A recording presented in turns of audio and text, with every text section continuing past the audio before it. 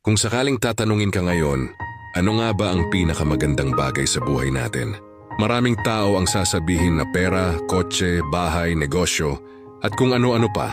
Pero ang totoo, lahat ng bagay na yan lilipas, pwedeng mawala, pwedeng maagaw at pwedeng maubos.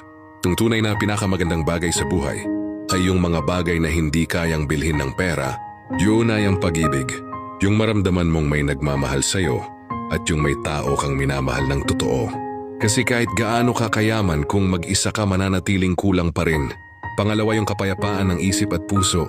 Yung natutulog ka ng walang mabigat na dinadala, walang kasalanang iniiwasan at wala kang iniinggitang tao. Yung simple ka lang pero kontento. At pangatlo, yung layunin mo sa buhay na alam mong may dahilan ka kung bakit ka nandito. Na sa bawat hakbang mo may direksyon at higit sa lahat, alam mong hawak ka ng Diyos. Sa huli, ang pinakamagandang bagay sa buhay ay hindi nakikita sa mata, kundi nararamdaman ng puso, pagmamahal, kapayapaan at pananampalataya.